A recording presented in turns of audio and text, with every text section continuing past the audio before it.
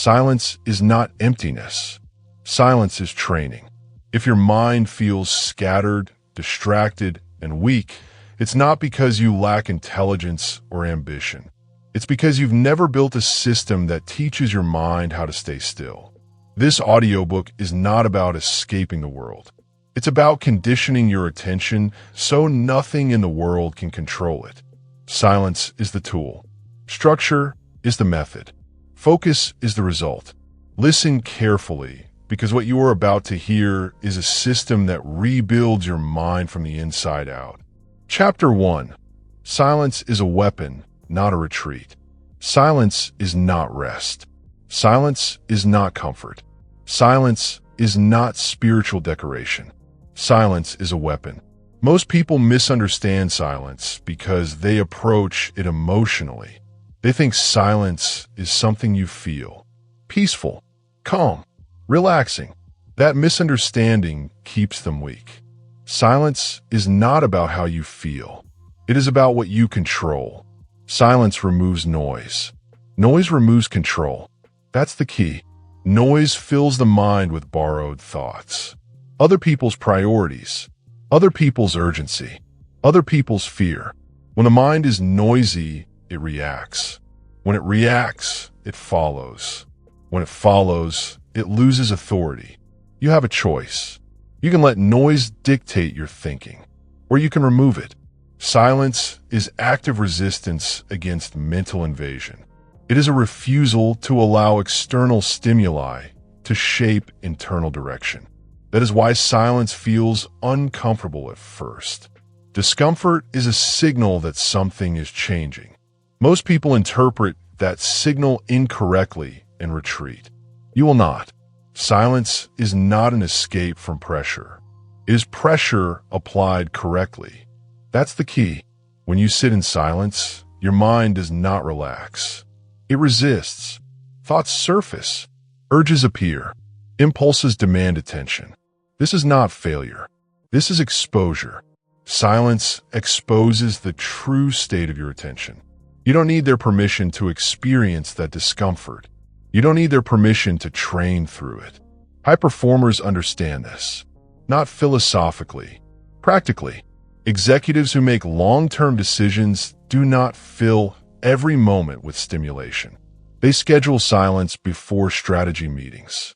Not to calm down, to think without interference.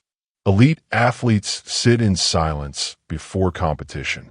Not to feel peaceful, to rehearse internally without distraction, to control internal dialogue under pressure. Military planners isolate themselves before operations. Silence sharpens clarity. Clarity prevents mistakes. These people are not retreating.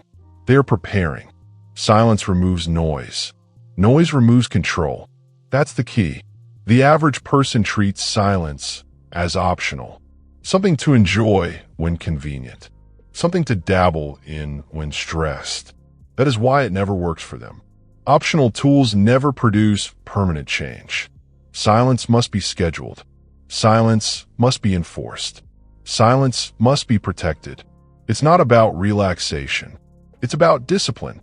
When you remove noise, the mind attempts to replace it. It reaches for stimulation, memories, fantasies, regrets, planning loops. This is not a problem. This is the training environment. Every urge to escape silence is an opportunity to regain control. You sit. You notice. You do not react. That is the behavior. Rule 1. Silence is non-negotiable. Rule 2. Discomfort is expected. Rule 3. Reaction is optional. You have a choice. Most people break silence the moment discomfort appears. They check a device. They play audio. They move. They distract. They justify. They say they will try again later. Later never comes. You will not do that. Silence is not passive. It requires containment. You contain your body. You contain your attention. You contain your impulses. This containment strengthens authority. It's not about feeling calm. It's about staying in command. That's the key. Silence trains you to separate stimulus from response. That separation is where power lives. Without it, you are predictable, easily influenced, easily rushed, easily manipulated. With it, you decide. You don't need their permission to decide. Notice how quickly people defend their noise. They say they need music. They need background sound. They need input to function. That is dependency disguised as preference. Silence exposes dependency. Exposure leads to correction. Correction requires discipline. High performers do not eliminate noise accidentally. They design systems that remove it. Scheduled silence, device-free blocks, controlled environments, clear boundaries. Not once. Every day. They do not wait to feel ready. They do not negotiate with mood. They do not debate necessity. They execute the system. Silence removes noise. Noise removes control. That's the key. Understand this clearly. Silence does not make you slower. It makes you precise. It does not reduce creativity. It channels it. It does not weaken drive. It stabilizes it. The loud mind chases. The quiet mind selects. Silence sharpens selection. When you remove noise, you begin to hear internal signals accurately. Fatigue, resistance, insight, warning, direction. These signals are always present. Noise buries them. Silence reveals them. This is why silence feels threatening. It removes excuses. You can no longer blame confusion on overload. You see clearly what needs to be done, and that demands responsibility. You have a choice. You can return to noise and remain comfortable, or you can stay silent and become accountable. You don't need their permission to choose accountability. This is why silence must be framed correctly. Not as a reward, not as self-care, not as escape. Silence is work, deep work, internal work, foundational work. It's not about spirituality. It's about structure. Structure creates reliability. Reliability creates confidence. Confidence creates action. That's the key. Do not romanticize silence. Do not decorate it. Do not dramatize it. Treat it like training, because that is what it is. You sit. You remove input. You observe without interference. You do this daily, briefly, consistently. Not when life slows down. Not when stress disappears. Especially when pressure is high. Silence under pressure is how authority is built. Silence removes noise. Noise removes control. That phrase is not poetic. It is mechanical. Remove the cause. Remove the effect. This is systems thinking applied to the mind. No noise. No loss of control. That's the key. In the next chapter, we will dismantle a dangerous myth. The idea that focus is a personality trait. It is not. It is a trained capacity. And training requires exposure, repetition, and structure. Silence is the exposure. Training comes next. Chapter 2. Your attention is weak because it's never trained. Your attention is not broken. It is untrained. That distinction matters. Most people treat attention as a personality trait. They say, I'm not good at focusing. They say, my mind just wanders. They say, that's just how I am. That belief is incorrect, and it is costly. Attention is a muscle, and what isn't trained becomes fragile. That's the key. A fragile system fails under pressure, not because it is defective, but because it was never conditioned. The same principle applies everywhere else in life. An untrained body collapses under load. An untrained immune system breaks under stress. An untrained attention span fractures the moment resistance appears. You have a choice. You can continue labeling weakness as identity, or you can recognize neglect for what it is. Most people would never expect physical strength without training. They understand that muscle requires repetition, resistance, and recovery. Yet they expect mental endurance without any structured conditioning. This contradiction explains why distraction is everywhere. Attention, like strength, follows rules. Rule 1, it responds to load. Rule 2, it adapts to repetition. Rule 3, it weakens without use. What isn't trained becomes fragile. That's the key. Look at how people attempt to focus. They wait for motivation. They wait for quiet. They wait for the perfect environment. Then, when focus collapses after 10 minutes, they conclude something is wrong with them. Nothing is wrong. They simply attempted to lift weight they never trained for. An untrained body shakes under light resistance. An untrained mind panics under mild boredom. Boredom is the weight. Distraction is the drop. You don't need their permission to see this clearly. High performers do not ask whether they feel focused. They build attention capacity through exposure. They increase duration gradually. They train under control conditions. And they do it daily, not dramatically, systematically. That's the key. Think of attention as time under tension. The longer you can hold attention without stimulus, the stronger it becomes. Most people never hold it at all. They break the moment discomfort appears. They reach for stimulation. They relieve the tension. Strength never develops. This is not a character flaw. It is a training failure. What isn't trained becomes fragile. Your phone is not stealing your focus. Your lack of conditioning is surrendering it. That distinction restores responsibility. You have a choice. You can continue blaming tools, or you can train the operator. Training attention requires one thing above all else: deliberate resistance. You must place the mind in situations where it wants to escape and keep it there. Silence is one form. Single-task work is another. Extended thinking without input is another. The method matters less than the rule. Expose. Hold. Repeat. That's the system. An unconditioned body avoids strain. An unconditioned mind avoids stillness. The avoidance feels natural. It feels protective, but it guarantees weakness. You don't need their permission to stop avoiding. Understand this clearly. Attention does not fail randomly. It fails predictably at the edge of discomfort. That edge is where training begins. If you retreat there, fragility increases. If you remain, capacity expands. What isn't trained becomes fragile. That's the key. People confuse stimulation with energy. They believe constant input keeps them sharp. It does the opposite. It prevents load. It prevents fatigue. It prevents adaptation. A body that never strains never strengthens. A mind that never strains never focuses. Silence introduces strain. So does boredom. So does monotony. These are not enemies. They are tools. High-level thinkers understand this. They design periods of low stimulation to force attention to stabilize internally. They do not consume content endlessly. They create space where the mind must sustain itself. That space is training ground. You don't need their permission to enter it.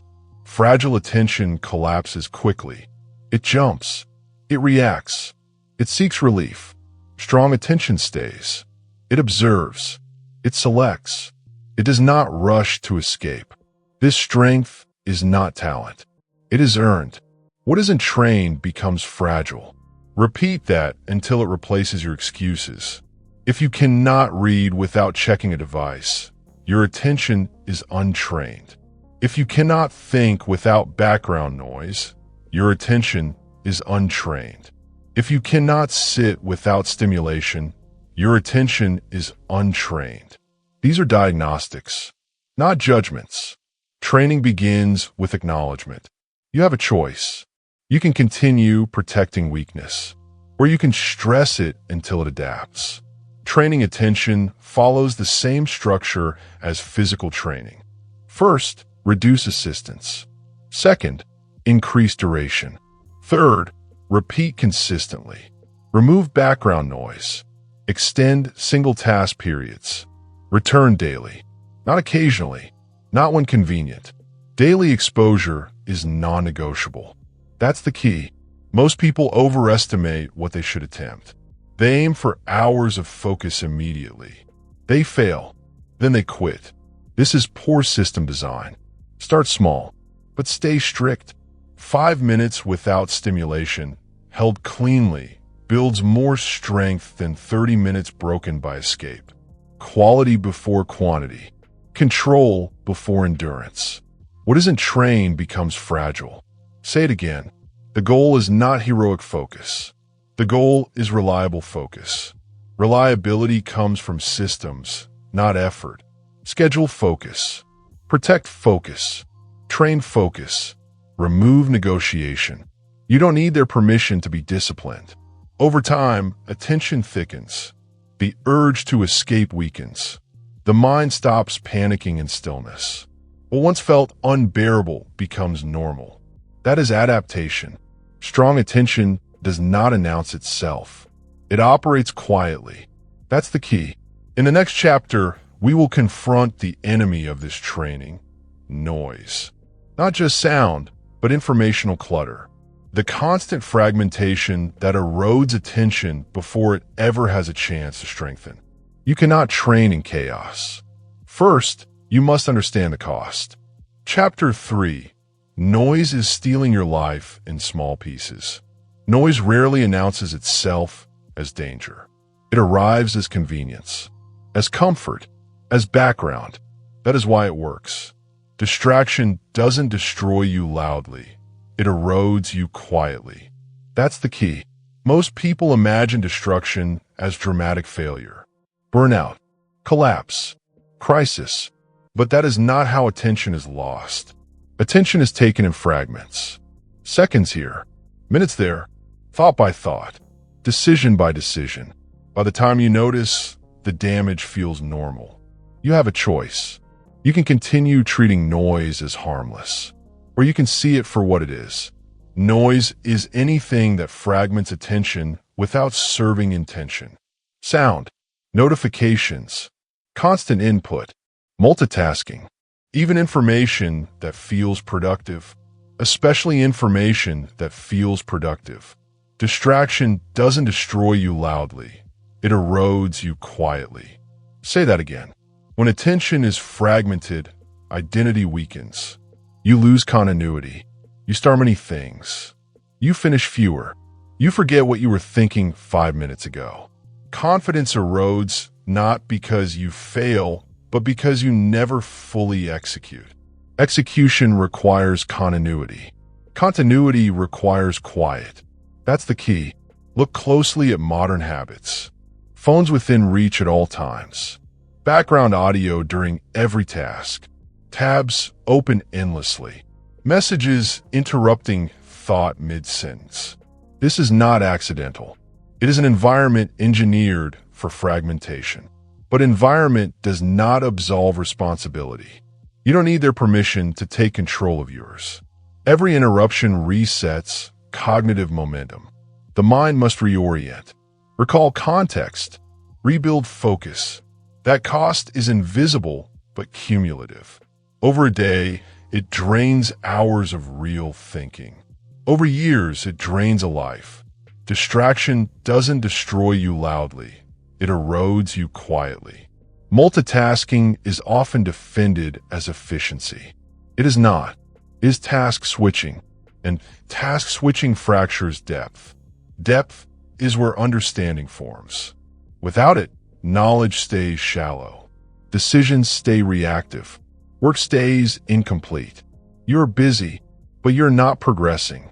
That distinction matters. Noise trains the mind to expect interruption. Once trained, the mind interrupts itself.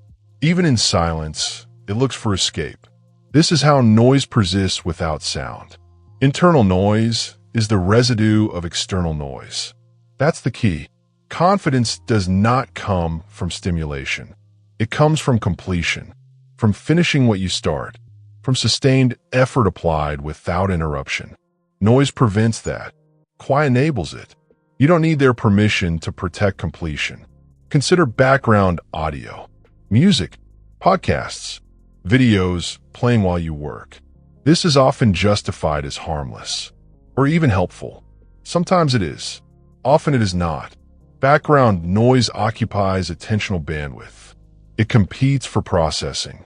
It fragments thoughts subtly. You may not notice the loss, but the quality of thinking declines. Distraction doesn't destroy you loudly. It erodes you quietly. Phones are the most efficient fragmentation tools ever created. Not because they are evil, but because they are precise.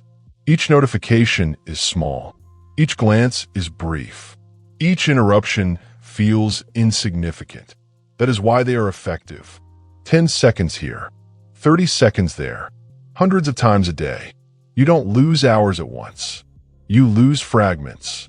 Fragments add up. Identity requires sustained reflection.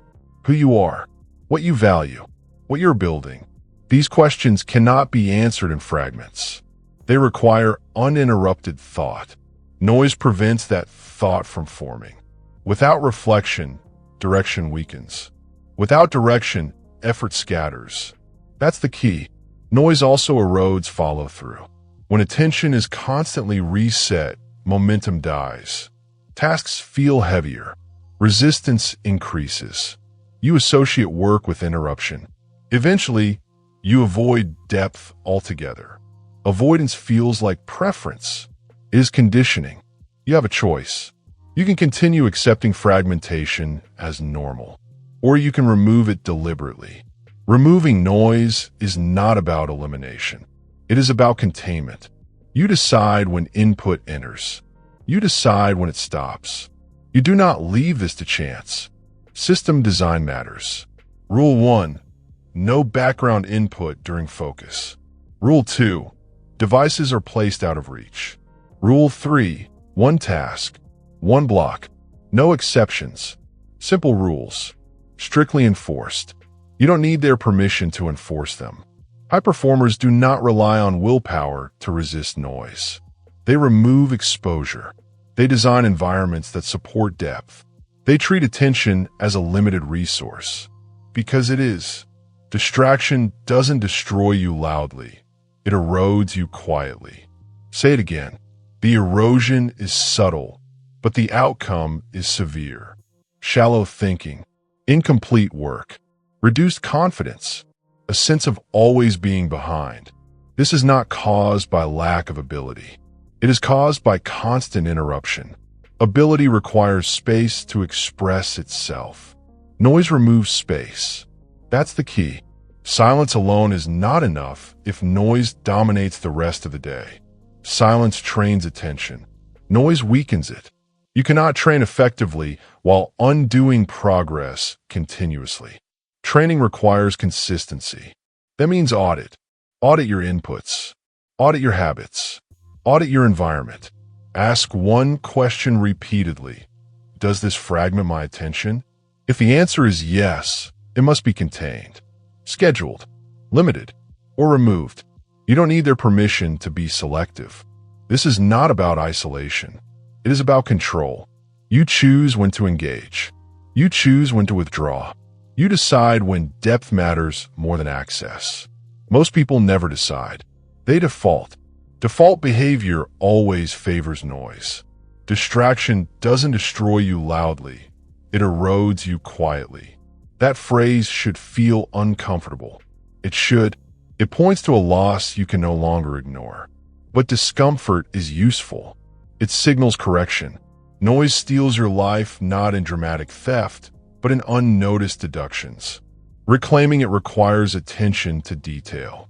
Small rules, small boundaries, applied consistently. That's the system. In the next chapter, we will confront what happens when noise is removed. The mind does not become calm immediately. It resists. It surfaces discomfort. It exposes avoidance.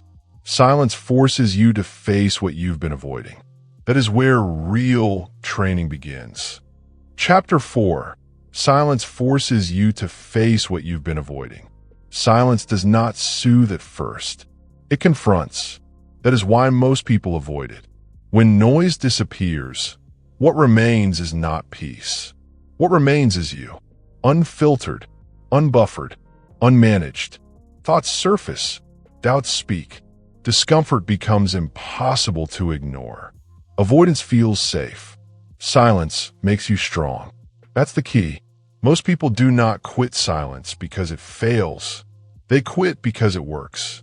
It removes the escape routes they rely on. It exposes the internal states they have been numbing with stimulation. Boredom, anxiety, self-doubt, unfinished decisions. Silence reveals all of it. You have a choice. You can return to noise and feel relief, or you can stay and build strength. You don't need their permission to stay. Avoidance is a habit, a reinforced one. Every time discomfort appears and you escape, the habit strengthens. Silence interrupts this loop. It removes the option to flee. The mind panics because its usual strategies fail. That panic is training data. Avoidance feels safe. Silence makes you strong. Say it again. Discomfort in silence is not a signal to stop. It is a signal that you have reached the edge of conditioning. This is where attention, discipline, and self-command are built.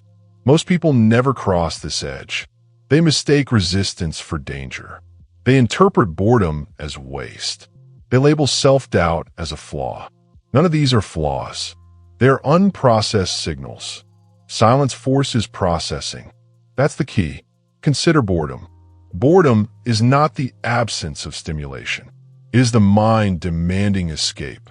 It is the brain trained to expect constant input. When that input stops, it protests. The protest is predictable. The response determines strength. If you escape boredom, fragility increases. If you stay, capacity expands. Avoidance feels safe. Silence makes you strong. Self-doubt functions the same way. In noise, doubt is drowned out. In silence, it speaks clearly. This is not punishment. It is information. Doubt points to unresolved decisions, incomplete commitments, misaligned actions. Silence does not create doubt. It reveals it. You don't need their permission to listen. Most people never resolve doubt because they never allow it to finish speaking. They interrupt it with noise. Silence lets it complete. Completion leads to clarity. Clarity leads to action. That sequence cannot occur in distraction. That's the key. This is why people quit silence early. The first phase is exposure, not relief. Exposure feels uncomfortable. Without correct framing, discomfort is interpreted as failure. You will not make that mistake. Rule 1, discomfort is expected. Rule 2, boredom is temporary. Rule 3, escape delays strength. Simple rules, strictly applied. Avoidance feels safe. Silence makes you strong. Most people treat silence as a mood enhancer. When it fails to enhance mood, they abandon it. This is poor system design. Silence is not a treatment. It is a training environment. Training environments are demanding by nature. You don't need their permission to endure demand. The body adapts to load. The mind adapts to stillness. Both require exposure beyond comfort. If exposure stops early, adaptation never occurs. That is why consistency matters more than duration. 5 minutes of uninterrupted silence endured fully builds more strength than 30 minutes broken by escape. That's the key. Silence also exposes unresolved thoughts, ideas you have postponed, conversations you have avoided, work you have delayed. In noise, these remain buried. In silence, they surface. This is not a flaw. It is alignment pressure. Silence pushes you toward completion. Avoidance feels safe.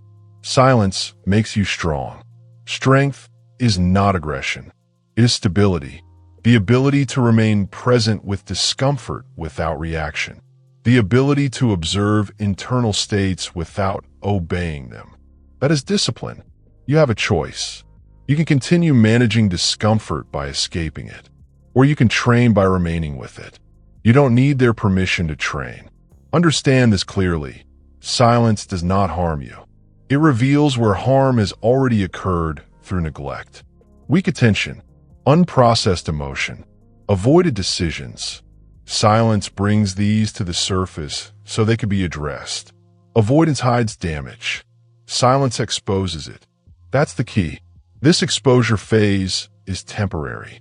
The mind adapts. The protest quiets. Boredom dissolves. Doubt clarifies. What remains is stability, but only if you stay. Most people leave just before the shift occurs. They leave when silence feels hardest. They assume it will always feel that way. That assumption is incorrect. Adaptation always follows exposure. Avoidance feels safe. Silence makes you strong.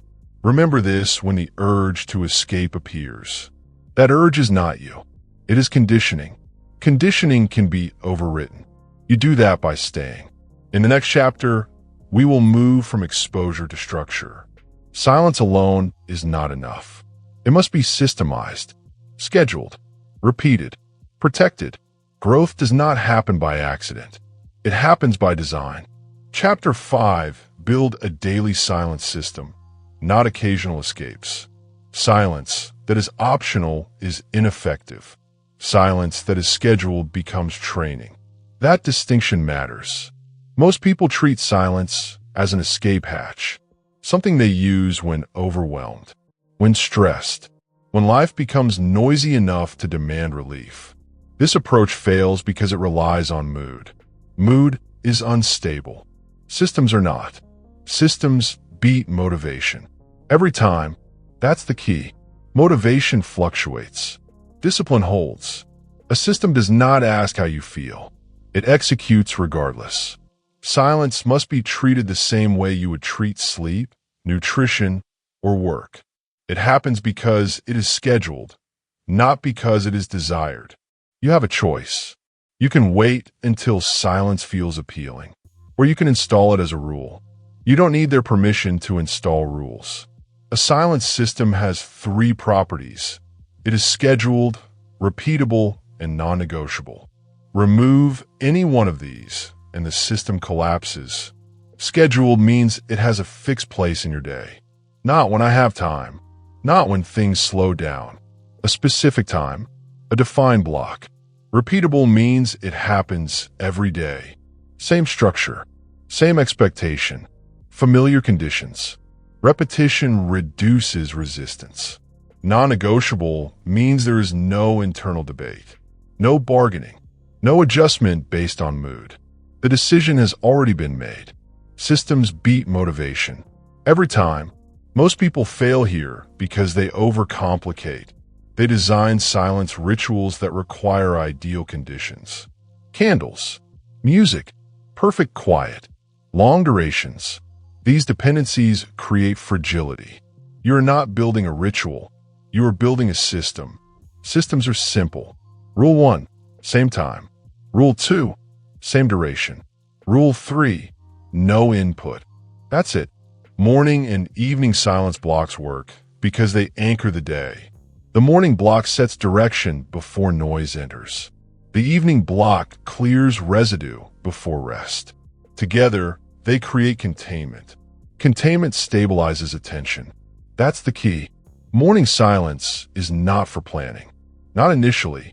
It is for establishing internal authority before external demands appear. You sit before the world speaks to you. You observe before you react. This changes the tone of the entire day. Evening silence is not for reflection alone. It is for disengagement, for closing loops, for preventing mental spillover into rest. Noise left unresolved follows you into sleep. You don't need their permission to protect your mind before and after the day.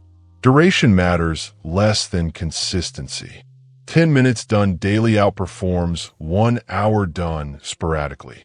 Sporadic practice does not condition. It merely soothes. Systems beat motivation. Every time, silence must also be bounded. You begin on time. You end on time. This creates trust. The mind learns that silence is contained, not endless. Resistance decreases when boundaries are clear. Start small. Stay strict. 5 minutes, 10 minutes. Whatever you choose, keep it fixed. Do not extend when it feels good. Do not shorten when it feels hard. That is discipline. You have a choice. You can negotiate with yourself daily, or you can remove negotiation entirely. Removing negotiation conserves energy. Energy saved is energy applied elsewhere. That's the key. Your environment must support the system. Devices out of reach. Notifications disabled. No background audio. No visual stimulation. Silence fails when environment contradicts intention. Do not rely on willpower. Design around weakness. This is system design, not self-control. High performers understand this intuitively.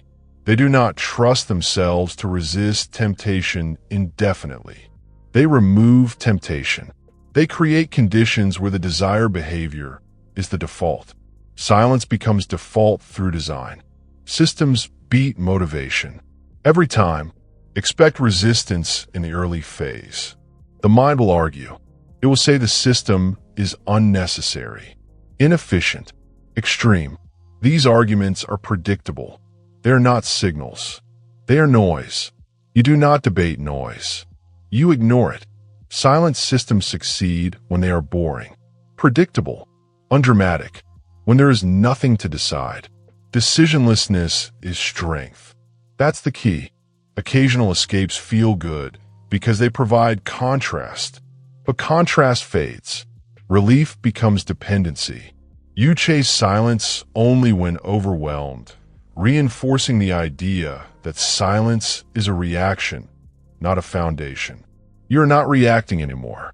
You are installing. Daily silence changes baseline attention. Over time, the mind expects quiet. It stabilizes faster. It wanders less. It reacts less intensely. This is adaptation. Adaptation only occurs through repetition. You don't need their permission to repeat. Morning and evening anchors also serve as diagnostic tools. If silence feels chaotic, your day is likely overloaded. If silence feels avoidable, something is being postponed. If silence feels shallow, noise may still be leaking elsewhere. The system reveals truth. That's the key. Do not measure success by how silence feels. Measure it by whether it happens. Feelings are inconsistent. Behavior is measurable. Did you sit? Did you remove input? Did you stay until the end? If yes, the system worked. Systems beat motivation. Every time, there will be days when silence feels unnecessary. Those days matter most. Skipping on good days trains inconsistency. Inconsistency weakens systems. You show up regardless. That is respect for structure. You have a choice. You can build a life that depends on discipline, or a life that depends on mood. Only one is stable. Silence must become normal, not special, not rare, not earned. Normalization removes resistance. What is normal no longer feels heavy. That is the goal. In the next chapter, we will move deeper into what silence actually restores. Command over thought itself. Not suppression, not control through force. Command through separation. Stillness is how you regain authority over your thinking. Chapter 6, Stillness is how you regain command of thought. Most people believe they need better thoughts. Smarter thoughts. More positive thoughts. More confident thoughts. They are wrong. You don't need better thoughts. You need fewer interruptions. That's the key. Thought itself is not the problem. Impulses. The problem is not what appears in the mind. The problem is how quickly the mind reacts to what appears. Reaction collapses authority. Stillness restores it. Stillness creates separation. Separation between thought and action. Between urge and response. Between stimulus and decision. That separation is command. Without it, you are governed internally. With it, you govern. You have a choice. You can continue reacting automatically, or you can install distance. Stillness is how that distance is created. Silence removes external input. Stillness removes internal turbulence. Silence is environmental. Stillness is behavioral. Silence is the condition. Stillness is the skill. That distinction matters. You don't need better thoughts. You need fewer interruptions. When a mind is constantly interrupted, it cannot complete a thought. Incomplete thoughts create tension. Tension demands resolution. Resolution is often impulsive. This is how poor decisions are made quickly and repeatedly. Leaders understand this. Effective leaders think slower because they're not interrupted internally. They pause. They observe. They allow thoughts to finish forming. Then they act decisively. Speed without clarity is recklessness. Clarity creates speed later. That's the key. Stillness is not passivity. It is containment. You contain attention long enough for meaning to emerge. Meaning cannot emerge in fragmentation. Fragmentation favors impulse. Stillness favors judgment. Judgment is authority. You don't need their permission to slow your thinking. Most people fear stillness because it feels like loss of momentum. They believe that pausing will make them fall behind. The opposite is true. Stillness removes false urgency. False urgency creates wasted motion. Wasted motion looks like activity. It is actually delay. You don't need better thoughts. You need fewer interruptions. Internal interruptions are subtle. Emotional reactions, mental commentary, self-criticism, anticipation. These interrupt thought the same way notifications interrupt work. Stillness trains you to notice interruption without obeying it. Notice. Do not react. Return to center. That is the behavior. Rule 1. Thoughts are observed, not acted on immediately. Rule 2. Urges are noted, not followed. Rule 3. Decisions wait for clarity. Simple rules. Strict application. That's the system. When you sit in stillness, thoughts slow naturally. Not because you force them, but because there is no pressure to move. Pressure creates speed. Stillness removes pressure. In that space, priorities reorder themselves. Trivial concerns lose energy. Essential matters remain. This is not philosophical. It is mechanical. You don't need better thoughts. You need fewer interruptions. High-level decision-makers protect stillness because they understand its effect on judgment. They build time into their schedules where nothing happens externally, so something can happen internally. They are not wasting time. They are refining direction. Direction saves time later. That's the key. Stillness also reveals impulse patterns. The urge to check, the urge to speak, the urge to escape discomfort. These urges feel urgent when unobserved. When observed, they weaken. Impulse loses power under attention. Stillness is attention without movement. You have a choice. You can obey every impulse that arises, or you can observe it until it passes. Most impulses pass quickly when not reinforced.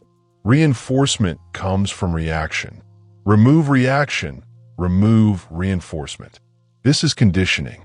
You don't need their permission to condition yourself. Many people mistake suppression for control. Suppression is force. It creates rebound. Stillness is different. It allows without engagement. This dissolves impulse rather than storing it. Allow, observe, release. That's the sequence. You don't need better thoughts. You need fewer interruptions. Slower thinking does not mean indecision. It means precision. When you allow thoughts to complete, decisions become simpler. Complexity resolves itself when given time. Rushed thinking multiplies options. Still thinking clarifies one. That is why leaders act faster. They have already decided internally before action is required. Preparation happens in stillness. That's the key. Stillness also strengthens emotional regulation. Emotions intensify when reacted to immediately. They stabilize when observed. Stillness creates emotional lag. Lag prevents escalation. This is not emotional suppression. It is emotional containment. Containment preserves authority. You don't need their permission to remain composed. Most people live inside their thoughts. Stillness teaches you to stand outside them. That shift changes everything. Thoughts become information, not commands. Emotions become signals, not orders. Authority returns to the observer. That is internal command. You have a choice.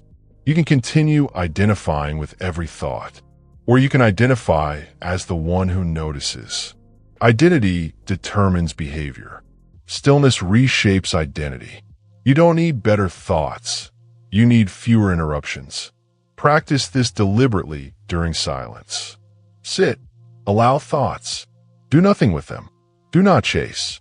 Do not push away. Do not comment. Let them rise and fall. At first, this feels unproductive. That feeling is conditioning dissolving. Productivity depends on clarity. Clarity requires space. Stillness creates space. That's the key. Over time, thought volume decreases. Not because you try to reduce it, but because the mind learns it does not need to shout to be heard. Shouting is a response to chaos. Stillness removes chaos. When the mind trusts the environment, it settles. Trust is built through consistency.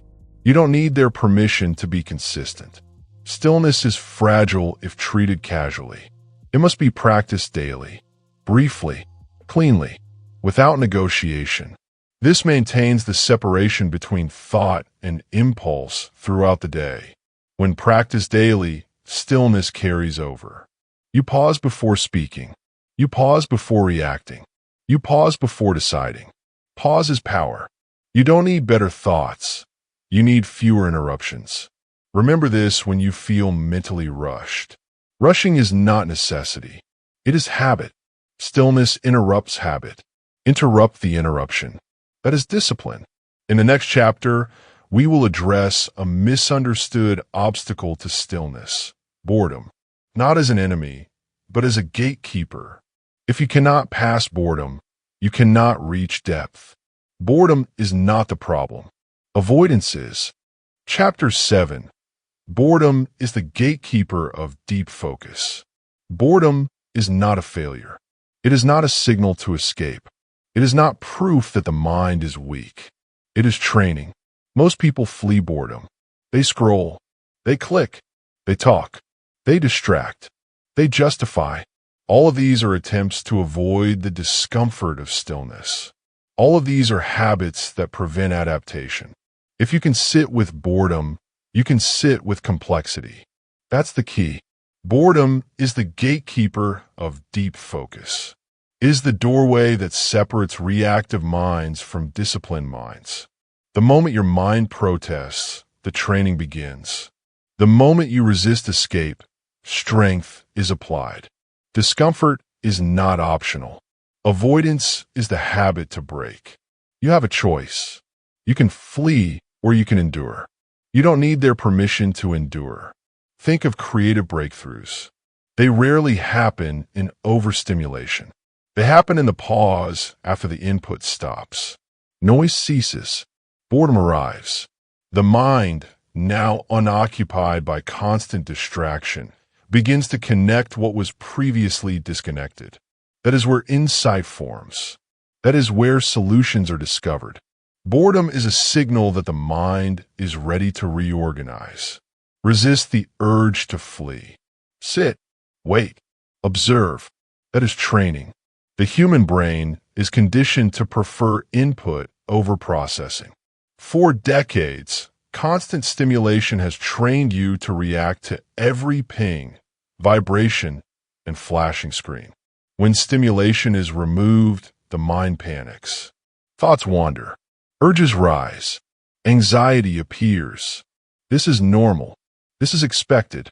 This is useful. If you escape boredom, you reinforce fragility.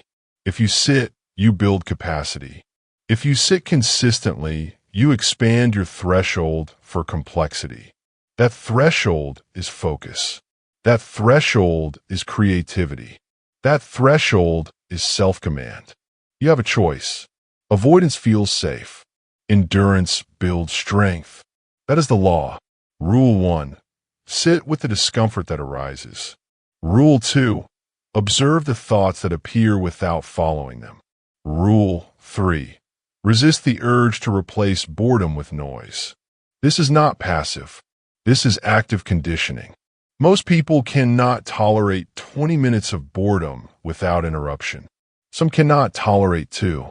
That is why their thoughts never stabilize. Their work never reaches depth. Their attention never solidifies. They never finish. They never create. They never innovate. Boredom is the gatekeeper. Endurance is the key. You don't need their permission to wait. You don't need their permission to resist. You don't need their permission to train. Every moment of boredom tolerated is a repetition in the gym of the mind. Every moment of resistance strengthens your ability to hold attention when complexity arrives. Complexity is inevitable. The world is not simple. Your work is not simple. Your relationships are not simple. Your challenges will demand sustained focus. Boredom teaches you that capacity now.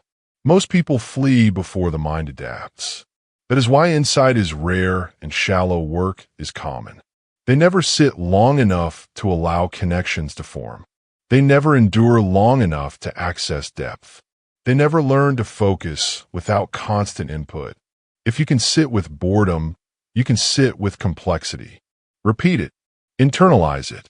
Apply it. During silence, notice the urge to escape. Notice the impulse to seek entertainment. Observe it. Do not obey. Wait. Let the discomfort expand. Let the mind reorganize. Let the connections form naturally. This is how high performers operate. Their breakthroughs rarely arrive during busy, noisy work. They arrive in the moments of stillness after stimulation. Those moments are not wasted. They are fertile. They are productive. They are training. You have a choice. You can continue fleeing boredom and remain shallow, or you can endure boredom and access depth. You don't need their permission to endure. You don't need their permission to hold still. You don't need their permission to build capacity. Boredom is a gateway. The threshold is endurance. The reward is mastery of focus. That is the system. That is the law. That is unavoidable. In the next chapter, we will explore how discipline emerges naturally from stillness and endurance, not from motivation. Motivation fades. Discipline endures. Without discipline, training fails. Prepare. Discomfort is the teacher. Endurance is the skill. Chapter 8. Silence sharpens discipline without motivation. Discipline is not found in bursts of willpower. It is not borrowed from inspiration. It does not arrive when you feel ready. Discipline emerges naturally when the mind stops reacting. That's the key. Most people believe they need motivation to act. They wait to feel energetic. They wait to feel inspired. They wait to want to do the work. That approach fails because motivation is unstable. It fluctuates. It disappears. Discipline, by contrast, can be built systematically. Calm creates consistency. Repeat it. Let it sink in. Silence is the foundation of calm. It removes noise. It prevents impulsive reactions. It allows thought to complete before action is required. When the mind is calm, decisions are measured. Behavior becomes predictable. Procrastination diminishes. Emotional reactions lose strength. Calm creates consistency. Most people act when emotional intensity is high. They react to urgency, fear, excitement, or pressure. This is not discipline. This is volatility disguised as action. It produces inconsistent results and weak habits. Silence interrupts this cycle. It forces pause. It allows observation. It allows judgment. You have a choice. You can continue reacting to every internal signal, where you can train your mind to respond from calm. You don't need their permission to respond intentionally. During silence, emotional impulses surface. Anger, fear, irritation, desire all appear. The untrained mind obeys them. It acts reflexively. The disciplined mind observes them. It does not obey. It allows the emotion to exist without reaction. Observation without reaction is discipline.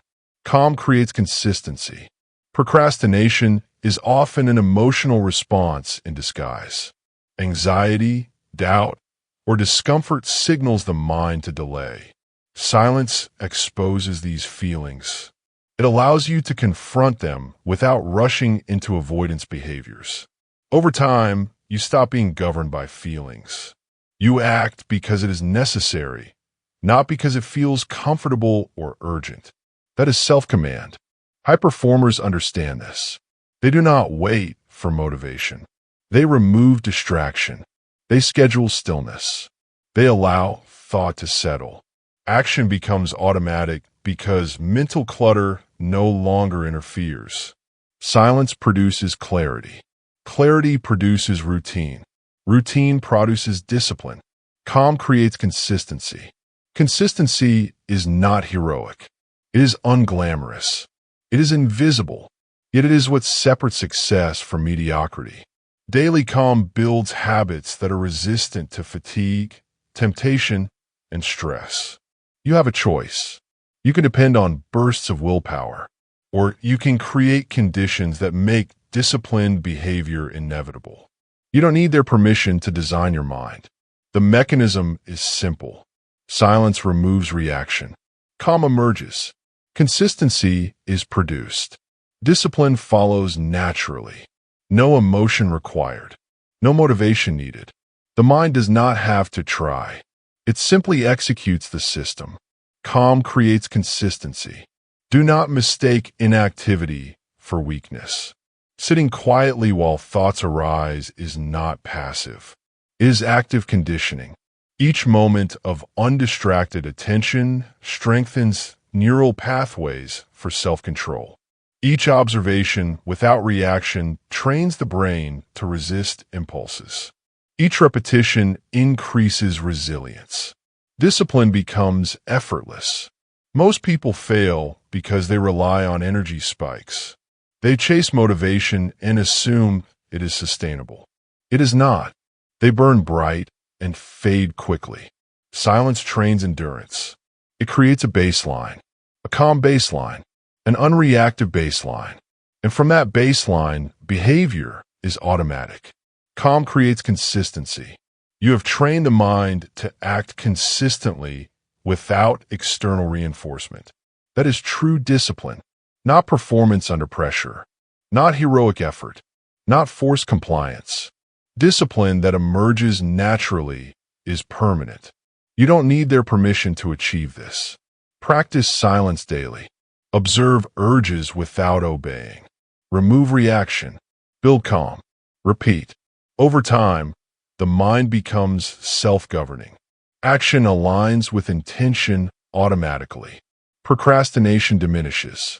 Emotional volatility reduces. Focus stabilizes. Calm creates consistency. In the next chapter, we will examine how permanent focus is achieved when silence is normalized. When calm becomes the default, attention is no longer fragile. It becomes automatic. Behavior becomes consistent without effort. Discipline without motivation is possible. Calm creates consistency. Chapter 9. Focus becomes permanent when silence is normalized. The goal of silence is not the session itself. It is not the ritual. It is not the block of time marked on a calendar. The goal is a quieter internal baseline. A mind accustomed to noise will always need external control. A mind accustomed to silence requires none. That is the distinction. The difference is permanent focus versus temporary effort. What you normalize no longer feels difficult. That's the key. Most people treat silence as an event, a performance, a reward for stress. When the event ends, attention collapses.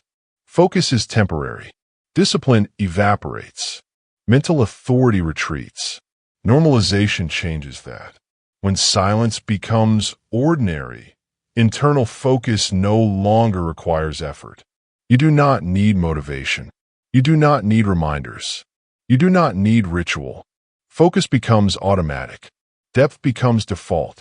The mind stabilizes because the environment no longer dictates it. You have a choice. You can treat silence as optional, as an exercise, or you can make it ordinary, systemic, expected.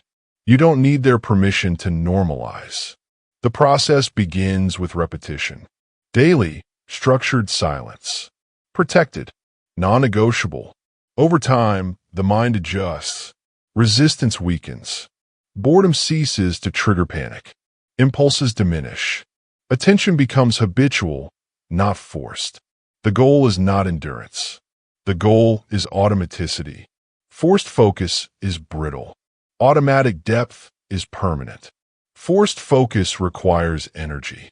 Automatic depth generates energy. The difference is systemic. It is mechanical. What you normalize no longer feels difficult. Say it again. Let it sink in. Normalization is not passive. It requires deliberate design. Silence must be embedded into daily life, not treated as optional. Rules must exist. Boundaries must be enforced. Repetition must be consistent. Morning and evening blocks remain anchors. Daily micro-silences between tasks reinforce the pattern.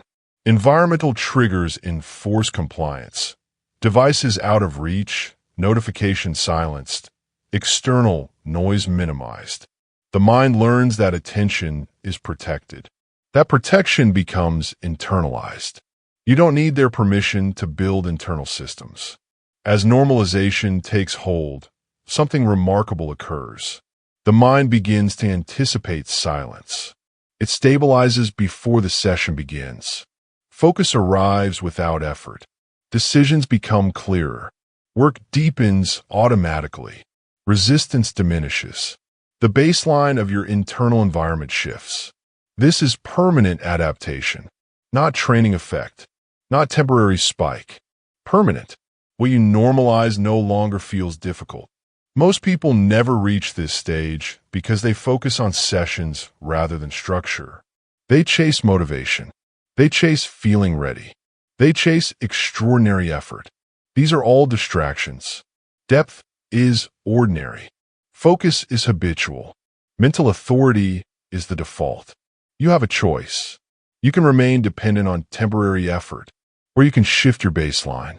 You don't need their permission to normalize focus. Normalization also solves a hidden problem: relapse. Without normalized silence, distraction creeps back. Work sessions collapse. Motivation fails. The mind returns to chaos. With normalized silence, disruption is resisted automatically. The mind expects quiet. It stabilizes itself. It recovers faster.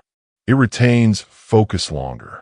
This is system design applied internally. Rule 1. Silence is daily. Rule 2. Silence is protected. Rule 3. Silence is habitual. Simple rules, consistently applied. That is how permanence is built. When you normalize silence, forced focus becomes unnecessary. You do not wrestle with your attention. You do not fight urges. You do not bargain with mood. The mind sustains itself. Depth emerges naturally. Insight forms without struggle. The mind works efficiently because it expects conditions to be quiet. You don't need their permission to expect it. Normalization also expands capacity. As focus becomes default, you can extend attention without increasing resistance. Complex tasks no longer feel overwhelming. Boredom no longer triggers escape. Mental load is managed automatically. Discipline becomes embedded in cognition itself. That is the ultimate goal. What you normalize no longer feels difficult. Repeat it until it replaces negotiation and excuses. Repeat it until internal authority is automatic. Repeat it until stillness is ordinary, not extraordinary. Normalization transforms temporary performance into permanent capability. Forced effort becomes obsolete. Distraction loses power. Authority over thought becomes baseline. That is the system. That is the law. That is the outcome. In the next chapter, we will consolidate all previous lessons. We will examine how a quiet mind translates into action, decision-making, and long-term success. Silence will no longer be isolated. It will become your operational foundation. Chapter 10. The quiet mind always wins. A loud mind reacts.